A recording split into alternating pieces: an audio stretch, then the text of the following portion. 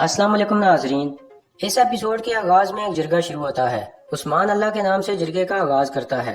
پھر عثمان پوچھتا ہے صورتحال کیا ہے؟ تو اک تیمور کہتا ہے خانہ بدوش جوک در جوک آ رہے ہیں حضور، ہم ان کو جگہ دیں گے، اگر وہ جلد آ گئے تو ہمارے پاس تلواریں کم پڑ جائیں گی۔ یہ سن کر عثمان کہتا ہے ماشاءاللہ، وہ برکت کے ساتھ آئیں گے۔ بہندر صاحب اب آپ صورتحال بتائیں۔ تو بہندر کہتا ہے میں قسم کھاتا ہوں عثمان صاحب، ہماری تلواریں پہاڑ کی طرح مضبوط ہیں۔ اس کے بعد عثمان دوسرے سردار اوکتم بے کو کہتا ہے کاراجاک کا علاقہ اہم ہے، وہ کافروں کے ہمسائے میں ہے اور مرمراج کے قریب ایک اچھی جگہ ہے۔ یہ سن کر اوکتم بے پوچھتا ہے مرمراج اتنا اہم کیوں ہے حضور؟ تو عثمان کہتا ہے مرمراج فتوحات کا دروازہ ہے، قسطنطنیہ لنگڑا رہا ہے، اس سے پہلے کہ وہ دوبارہ کھڑے ہو جائیں ہم فتوحات شروع کر دیں گے۔ اس کے بعد قسطنطنیہ کے محل کا منظر سامنے آتا ہے۔ ایک آدمی شہنشاہ کے قریب آتے ہوئے کہتا ہے عثمان چین سے نہیں بیٹھا اور نہ ہی بیٹھے گا، یقیناً وہ اس وقت جنگ کی تیاریاں کر رہا ہوگا، اس سے پہلے کہ وہ کوئی قدم اٹھائے ہمیں حرکت میں آنا ہوگا۔ یہ سن کر شہنشاہ کہتا ہے ایسا کوئی امکان نہیں ہے کانتا، میں عثمان کے ساتھ معاہدہ کرنے والا ہوں۔ تو کانتا کہتا ہے روم خوف کے پنجے میں نہیں رہ سکتا، پوپ بھی ہماری مدد کے لیے تیار ہیں، اگر ہم چاہیں تو صلیبی اتحاد کھڑا کر کے دشمن کو مسل سکتے ہیں۔ شہنشاہ اندرینیکوس کہتا ہے ماضی کو صرف بیوقوفی فراموش کر سکتے ہیں، میں کیتھولک عیسائیوں پر کیسے بھروسہ کروں، ان میں اور دشمنوں میں کیا فرق ہے؟ تو کانتا کہتا ہے ہمت دکھائیے شہنشاہ، آپ کیتھولک عیسائیوں کی بجائے ترکوں سے اتحاد کرنے جا رہے ہیں، اگر ہم نے پہل نہ کی تو وہ کریں گے۔ یہ سن کر شہنشاہ کافی غصے میں کہتا ہے بہت ہو گیا، تم شہنشاہ کی بہادری پر انگلی اٹھا رہے ہو، اپنی حد میں رہو کانتا۔ یہ سن کر کانتا ظاہری طور پر شہنشاہ کا ساتھ دینے کا وعدہ کرتا ہے، لیکن وہ اندر سے اس کے خلاف ہوتا ہے۔ دوسری طرف جرگے میں عثمان کہہ رہا تھا اگر انہیں ہماری طاقت کی بھنک لگی تو وہ سب مل کر ہم پر ٹوٹ پڑیں گے، اس وجہ سے ہم ان کی نظروں سے اوجھل رہنے کے لیے پتھروں کی دیوار کھڑی کریں گے۔ اب جو نئے فرائض میں آپ کو دوں گا وہ اس دیوار کے پتھروں کی طرح ہوں گے۔ اور ہان بے، ابھی آپ کے علم کے امتحان کا وقت آ چکا ہے، کارا جیسر قلعہ اب سے آپ کی ملکیت ہوگا، اپنی سرداری کے جوہر دکھائیے۔ یہ سن کر اورحان کہتا ہے جو حکم آپ کا حضور۔ اس کے بعد عثمان کہتا ہے علاؤالدین بے، آپ دورسن فقی کے پاس اپنی تعلیم جاری رکھیں۔ علاؤالدین کچھ اداس ہو کر کہتا ہے جیسے آپ مناسب سمجھیں حضور۔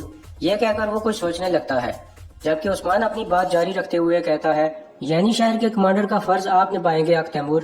اس کے بعد عثمان سب سرداروں سے مخاطب ہو کر کہتا ہے یعنی شہر میں بہت بڑا بازار قائم کیا جائے گا، ہر طرف سے تاجر آئیں گے، اس وجہ سے ہم پر بھاری ذمہ داری عائد ہوگی۔ یہ سن کر بہندر بے کہتا ہے ترکوں کو تجارت کی ضرورت ہے حضور، اس وجہ سے اپنا مال حاضر کرتے ہیں۔ یہ کہہ کر بہندر بے اشارہ کرتا ہے تو اس کے دو سپاہی سونے کے سکوں سے بڑا صندوق سب کے سامنے رکھ دیتے ہیں۔ پھر بہندر بے کہتا ہے یہ جہاد سے حاصل شدہ مال غنیمت ہے۔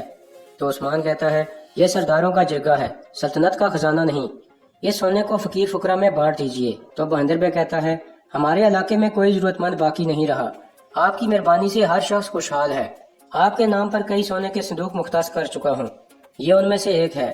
عثمان کہتا ہے تو پھر نسیہ درخت والوں میں تقسیم کر دیجیے، اوکتم صاحب کے بقول وہاں ضرورت مند موجود ہیں۔ یہ سن کر بہندر بے رضامند ہو جاتا ہے اور ہر حال میں عثمان کا ساتھ دینے کا وعدہ کرتا ہے۔ اس کے بعد عثمان کہتا ہے مشرق سے منگول اور مغرب سے روم، ہم دونوں طرف سے حملوں کی زد میں ہیں، اگر ہم ان کے درمیان کسی چنار کے درخت کی طرح کھڑے نہ رہ سکے تو ہم پیس کر رکھ دیے جائیں گے، ہماری تعداد کم ہونے کی وجہ سے خوفزدہ مت ہوئیے گا، یہ چنار کا ایسا درخت ہے جو ہر گزرتے دن کے ساتھ پھل پھول رہا ہے، مظلوم اس درخت کے سائے میں عافیت محسوس کرتے ہیں، یقیناً اس کو کاٹنے کی کوشش کرنے والے بھی ہوں گے، اس وجہ سے اگر ہم متحد ہو کر دشمن کی طرف نہ بڑھے تو ہم ظالموں کے سائے میں محبوس ہو جائیں گے، ہم اپنے اتحاد کے ذریعے مغرب پر بھاری ضرب لگائیں گے، ہم انصاف کا بول بالا کرنے والے ہیں، چین سے بیٹھنا ہمارے لیے مناسب نہیں ہے، جب ہم چین سے بیٹھیں گے تو پیچھے دھکیل دیے جائیں گے، ہم اپنی آخری سانس تک کافروں کی طرف بڑھتے رہیں گے اور اپنی ہمت کے ذریعے ظالموں پر دنیا تنگ کرتے رہیں گے، یہاں تک کہ اسلام کا پرچم پوری دنیا میں لہرانے لگے۔ اتنے میں سپاہی سنگر اجازت مانگ کر اندر آ جاتا ہے اور عثمان کو ایک خط پکڑا دیتا ہے۔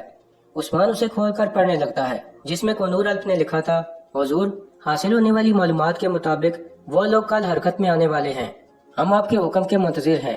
یہ پڑھ کر عثمان فوراً جرگہ ختم کر دیتا ہے، سب لوگ اٹھ کر باہر چلے جاتے ہیں۔ باہر آ کر بہندر بے کہتا ہے پتہ نہیں عثمان صاحب کے پاس کیا خبر پہنچی کہ انہوں نے اچانک ہی جرگہ ختم کر دیا۔ تو اوکتم بے کہتا ہے سردار کے کام عقل میں نہیں آتے، نہ سوچنے سے پتہ چل سکتا ہے اور نہ پوچھنے سے۔ تو بہندر بے کہتا ہے ایسا ہی ہے اوکتم صاحب، لگتا ہے بہت اہم بات ہے۔ اندر عثمان اپنے خاص سپاہیوں کو کہہ رہا تھا قسطنطنیہ سے کنور نے پیغام بھیجا ہے، شہنشاہ کو تخت سے ہٹانے والے حرکت میں آنے جا رہے ہیں، مگر شہنشاہ کا تخت پر براجمان رہنا ہماری فتوات کے لیے فائدہ مند رہے گا۔ تیار ہو جائیے، ہم قسطنطنیہ جا رہے ہیں۔ دوسری جانب اورحان اور علاؤدین اپنی ماؤں کے پاس پہنچ چکے تھے۔ علاؤدین بتاتا ہے کہ اورحان بھائی کارا جیسر کے کلیدار بن گئے ہیں۔ یہ سن کر مالن خاتون بہت خوش ہو کر اورحان کو گلے لگا لیتی ہے، لیکن علاؤدین کافی اداس لگ رہا تھا۔ یہ دیکھ کر بالا خاتون پوچھتی ہے، تمہیں کیا ذمہ داری ملی علاؤدین؟ تو علاؤدین کہتا ہے، مجھے کوئی ذمہ داری نہیں ملی والدہ۔ یہ سن کر بالا بھی کچھ اداس ہو جاتی ہے۔ تو اورحان کہتا ہے، ایسے نہ کہو میرے بھائی، والد صاحب نے ریاست کے طور طریقے سیکھنے کے لیے تمہیں دورسن فقی کے پاس جانے کو کہا ہے۔ یہ سن کر علاؤدین بھی کہتا ہے، درست فرما رہے ہیں بھائی جان، عثمان صاحب نے یہی فرمایا ہے۔ اسی دوران باہر ترگت کہہ رہا تھا، تیاریاں مکمل ہونی چاہیے جانبازوں، کوئی کمی نہ رہنے پائے، ہم دشمن کی گود میں جا رہے ہیں۔ یہ سن کر کوتان کہتا ہے، ہم دشمن کی گود کو اپنا وطن بنا چکے ہیں حضور، پانی میں چھلانگ لگائیں گے اور گیلے ہوئے بغیر نکل آئیں گے انشاءاللہ۔ اتنے میں کچھ خواتین سپاہیوں کو کھانا دینے کے لیے آ جاتی ہیں، جبکہ جرگتائی ایک عورت سے چھپنے کی کوشش کرنے لگتا ہے۔ کچھ دیر بعد وہ عورت جرگتائی کے سامنے آ جاتی ہے اور اسے کھانا دینے کی کوشش کرتی ہے۔ جرگتائی پہلے انکار کر دیتا ہے اور کہتا ہے، مجھے بھوک نہیں ہے، لیکن پھر عورت کے اصرار کرنے پر وہ کھانا لے لیتا ہے اور پھر گھوڑوں کی طرف بڑھ جاتا ہے۔ اس کے جانے کے بعد عورت آہستہ سے کہتی ہے، تم نہیں کھاؤ گے تو کون کھائے گا؟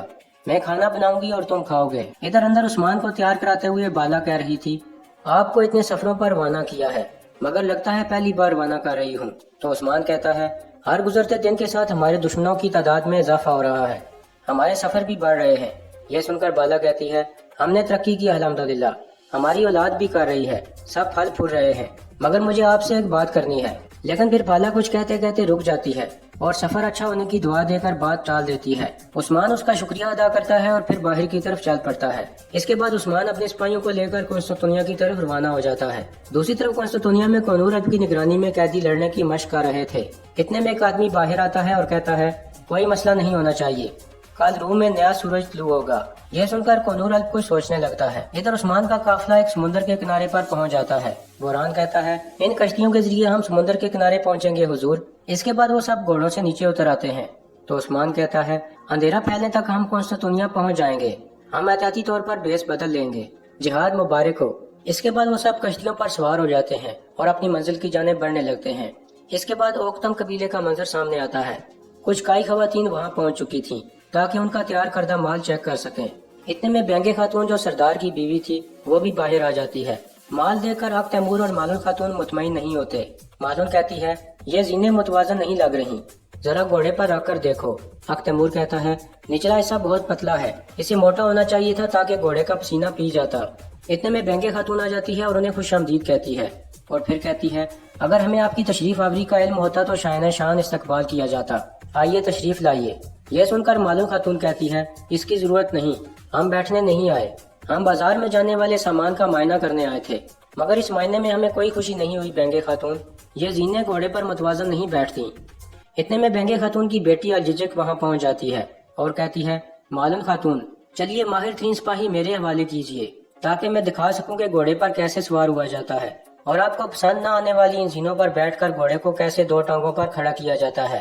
یہ کہہ کر وہ گھوڑے پر سوار ہو جاتی ہے اور اپنے گھوڑے کو ہوا میں بلند کرنے لگتی ہے۔